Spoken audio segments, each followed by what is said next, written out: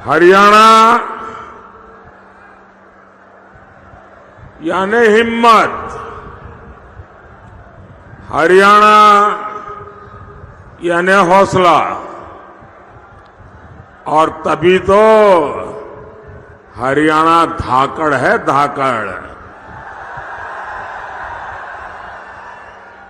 और मोदी ने तो कई सालों तक हरियाणा की रोटी खाई है।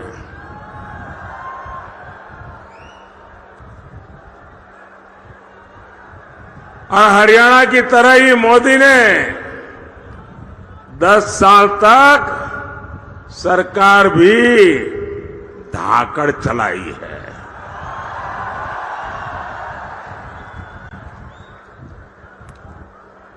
आज अंबाला के आसमान में रफाल के विमान जब उड़ते हैं तो आपको गर्व होता है कि नहीं होता है? गर्व होता है कि नहीं होता है? साथियों, आज मैं आपसे अगले 5 साल के लिए आशीर्वाद मांगने के लिए आया हूं।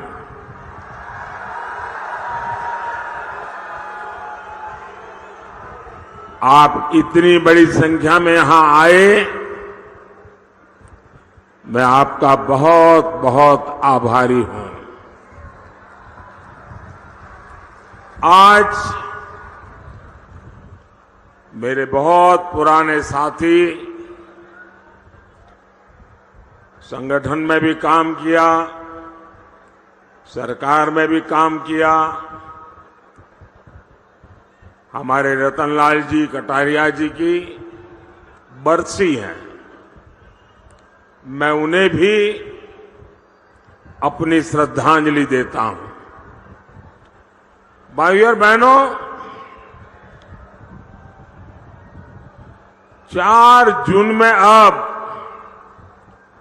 सिर्फ 17 दिन बचे हैं। 4 चरणों के चुनाव में कांग्रेस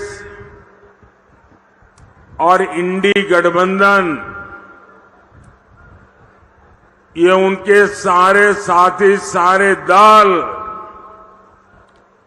4 चरण में चारों खाने चित्त हो चुके हैं।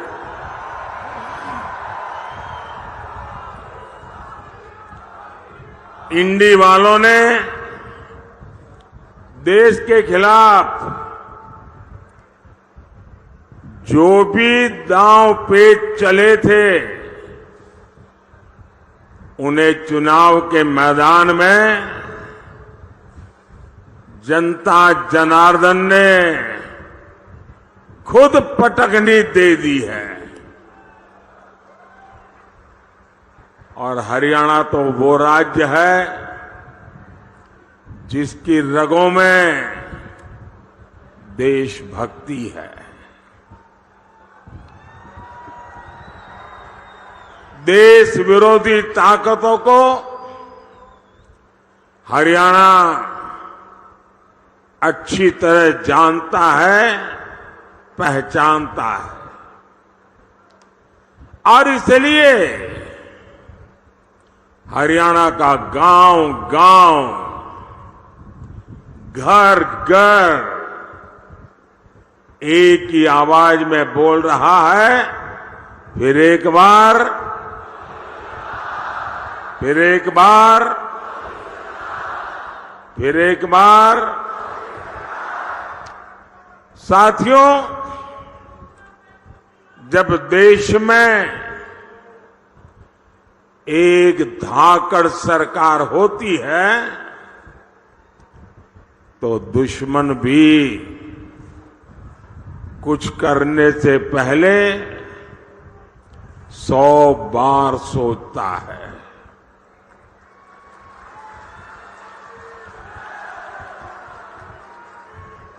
आज आप देखिए, जो पाकिस्तान 70 सालों से भारत को परेशान कर रहा था, जिसके हाथ में बम का गोला रहता था, आज उसके हाथ में भीख का कटोरा है।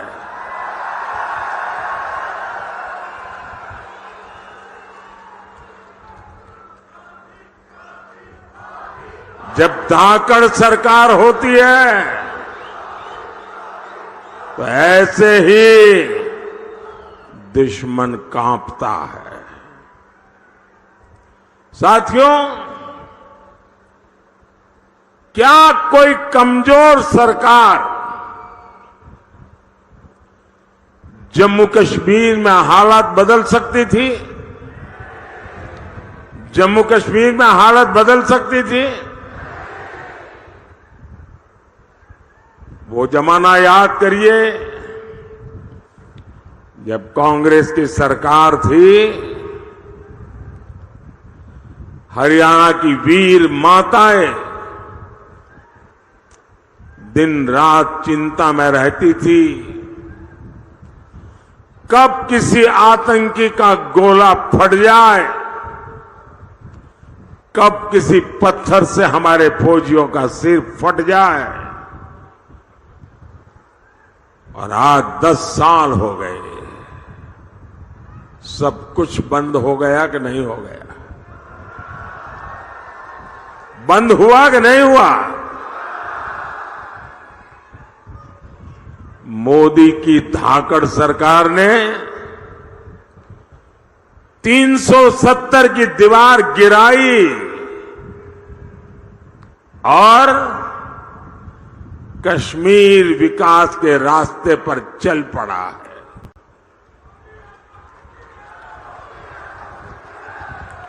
भाई और बहनों, कांग्रेस का इतिहास हमारी सेनाओं को, फौजियों को धोखा देने का है। देश का पहला घोटाला कांग्रेस ने भारत की सेना में ही किया था। इस ट्रैक रिकॉर्ड को कांग्रेस जब तक सत्ता में रही हमेशा नए नए घोटाले करके उसे उसने बनाए रखा। बोफोर्स घोटाला, पनडुब्बी घोटाला, हेलीकॉप्टर घोटाला, कांग्रेसी भारत की सेनाओं को कमजोर बनाकर रखते थे। जानते हैं क्यों? ताकि विदेश से हथियार मंगाने के नाम पर मोटी कमाई कर सके। हमारे सैनिकों की छोटी छोटी जरूरतों को तो ये कांग्रेसी पूछते तक नहीं थे। हमारे सैनिकों को कपड़े, जूते, बुलेट प्रूफ जैकेट ये भी ठीक से नसीब नहीं होते थे। उनके पास अच्छी राइफलें तक नहीं थी। उन्हें लाठी देकर कहा जाता था कि आतंकियों की गोलियों का मुकाबला करो। और जब मोदी सरकार में आया तो उसने कहा अब ये नहीं चलेगा। मैंने भारत की सेनाओं को आत्मनिर्भर बनाने का अभियान शुरू किया। आज सेना को मेड इन इंडिया हथियार मिल रहे हैं। जो भारत कभी दूसरे देशों से हथियार मंगाता था, वो अब दूसरे देशों को हथियार बेच रहा है।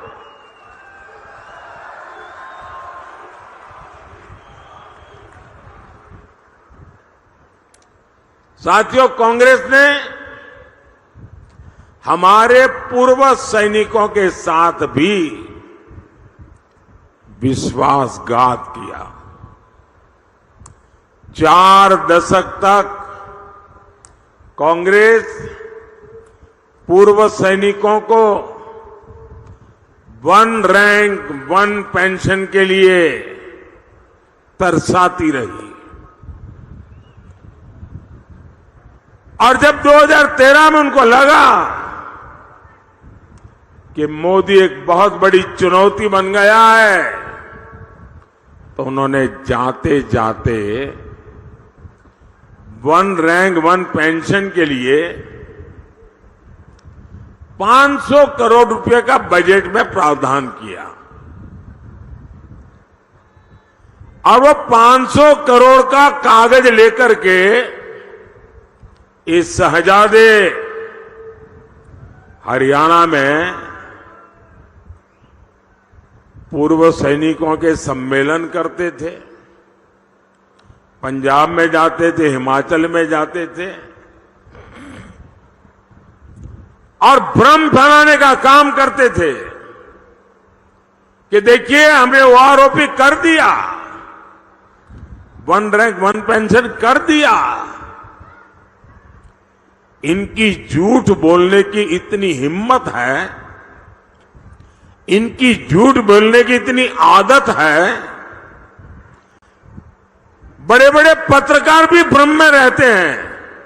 ऐसा शानदार झूठ बोलते हैं लोग। भाइयों बहनों, जब आपने मुझे सेवा का अवसर दिया,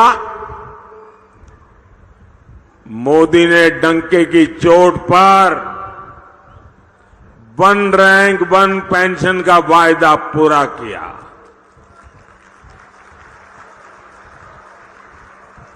और जरा गांव-गांव पूर्व सैनिक परिवारों को बताइए कि कांग्रेस कैसा झूठ बोलती है। उन्होंने 500 करोड़ रखा था। हमारी सरकार ने जब ओआरओपी दिया तो कितना खर्च हुआ पता है? उन्होंने 500 करोड़ का खेल खेला था, हमने 1 रैंक 1 पेंशन दिया, तो अब तक 1,20,000 करोड़ रुपए, उससे भी ज्यादा मोदी हर सैनिक की परिवार को पहुंचा चुका है। अब आप बताइए, 500 करोड़ कागज पे लिख करके देश के लिए जीने मरने वाले, देश के लिए जान की बाजी लगाने वाले, और हरियाणा कुरुक्षेत्र की धरती जहां सत्य विजयी होता है, उस धरती पर पूर्व सैनिकों के सामने झूठ बोलने का पाप किया था। और जब मोदी ने इसको लागू किया, 1,20,000 करोड़ रुपए के साथ हर परिवार की चिंता की है। और मोदी हर परिवार की चिंता समझता है, और इसीलिए ऐसे संवेदनशील निर्णय लेता है। साथियों, मोदी विकसित भारत का संकल्प लेकर निकला है। और जब मैं विकसित भारत का संकल्प निकल के निकला हूं, तब हरियाणा का मुझ पर बहुत अधिकार भी है, क्योंकि मेरी विकास यात्रा में हरियाणा के भी संस्कार है।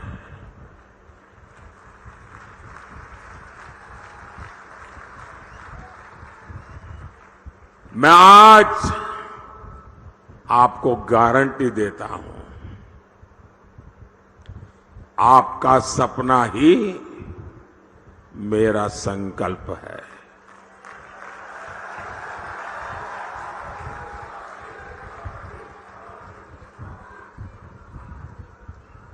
पल पल आपके नाम,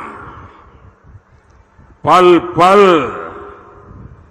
देश के नाम, 24/7 फॉर 2047।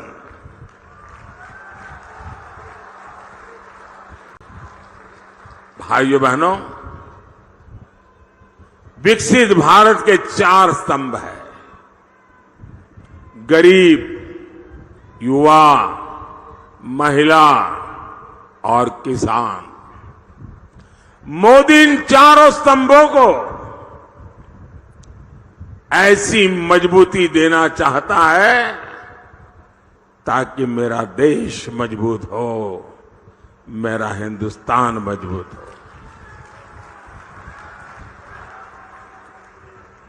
किसानों का कल्याण मोदी की प्राथमिकता है। 2014 से पहले के 10 साल में कांग्रेस की सरकार ने देश के किसानों से सिर्फ, और ये भी मेरा एक काम करेंगे, जरा मैं आपको पूछता हूं, मेरा एक काम करेंगे? जरा हाथ ऊपर करके बताइए, करेंगे? मैं जो आंकड़ा बोलता हूं याद रखेंगे? किसानों को जाके बताएंगे? धीरे धीरे हाथ नीचे हो रहा है, बताएंगे? कांग्रेस के जमाने में सिर्फ 7.5 लाख करोड़ रुपए का अनाज एमएसपी पर खरीदा गया था कांग्रेस के जमाने में। 10 साल में कितना? 7.5 लाख करोड़ का एमएसपी पर अनाज खरीदा गया था। ये किसानों के नाम पर राजनीति करते हैं ना। 10 साल में 7.5 लाख करोड़। और मोदी ने क्या किया? 10 साल में 20 लाख करोड़ रुपए का एमएसपी में हमने किसानों से अनाज खरीदा, यानी 3 गुना अनाज एमएसपी पर खरीदा गया है। और पहले तो पैसा मिलने में भी कई महीने लगते थे। अब पैसा सीधे किसान के नाम पर बैंक के खाते में जमा हो जाता है। साथियों, कांग्रेस ने गन्ना किसानों को सिर्फ और सिर्फ धोखा दिया है। आज गन्ने का एफआरपी करीब 350 रुपये क्विंटल है, जबकि कांग्रेस की सरकार करीब 210 रुपये प्रति क्विंटल देती थी। ये आंकड़े याद रखना, मुंह तोड़ जवाब देना इस झूठ बोलने वालों को। 2014 में जब हम लोग आए तब गन्ने का बकाया करीब 60,000 करोड़ रुपया था। किसान का पैसा था, उसकी मेहनत का पैसा था। 60,000 करोड़ रुपया बकाया था, जबकि इसी साल हमने 1,14,000 करोड़ की पेमेंट की है। यहां अंबाला, करनाल और कुरुक्षेत्र के किसानों को पीएम किसान सम्मान निधि के भी मैं सिर्फ इसी इलाके का बोल रहा हूं। इसी एक इलाके में 650 करोड़ रुपए से ज्यादा किसानों के खाते में ट्रांसफर किए गए। साथियों, आज दुनिया के सामने भारत सुपर फूड लेकर के गया है। न्यूट्रिशन की दुनिया में दुनिया को बहुत कुछ देने की ताकत भारत में है और इसलिए ग्लोबली पोषक आहार उसका हब बनाने की हमारे पास ताकत है। यानी जो ज्वार बाजरा जैसा मोटा अनाज हमारा हरियाणा का किसान उगाता है, उसे मोदी दुनिया तक पहुंचाना चाहता है। और इसलिए हमने सारे देश में एक पहचान बने, इसलिए इस मोटे अनाज को श्री अन्न नाम से पहचान दी है। और हमने पूरे दुनिया के लिए अंतर्राष्ट्रीय मिलेट ईयर मनाया। और इसकी ताकत देखिए, विश्व के लोगों को जब मैं कहता हूं कि हमारे छोटे छोटे किसानों के द्वारा पैदा होता है, कम से कम पानी में होता है, एनवायरमेंट फ्रेंडली होता है, केमिकल और फर्टिलाइजर की दुनिया से दूर होता है, तो दुनिया के लोगों को अचरज होता है। पिछले दिनों मैं अमेरिका गया था। अमेरिका के राष्ट्रपति जी ने व्हाइट हाउस में बहुत बड़ा भोजन समारोह रखा था और देश का प्रधानमंत्री के लिए इतना बड़ा आजादी के बाद ऐसे अवसर बहुत कम आए हैं। लेकिन मजा ये थी कि सारे मेहमानों को खाने में ये हमारा मिलेट परोसा गया था, ये ज्वार बाजरा परोसा गया था। ये सुपर फूड की पहचान मेरे हरियाणा, राजस्थान, ये जो राज्य हैं, उनके किसानों के लिए बहुत बड़ा अवसर लेकर आई है। साथियों, हम एक बहुत बड़ी, दुनिया की सबसे बड़ी योजना उसको लेकर के आए हैं। हम 2 लाख से ज्यादा गोडाउन बनाने पर काम कर रहे हैं। हमारे देश में अनाज के इतने बड़े भंडारण,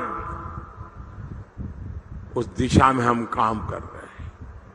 आने वाले 5 साल में हम आलू, प्याज और टमाटर किसानों के लिए विशेष क्लस्टर बनाने जा रहे हैं। साथियों, मोदी की एक और गारंटी खेती में ड्रोन क्रांति की है और इसकी जिम्मेदारी मैं माताओं बहनों को दे रहा हूं। मैं गांव के महिलाओं को ड्रोन पायलट की ट्रेनिंग दे रहा हूं। लाखों रुपया का ड्रोन उनको दे रहा हूं।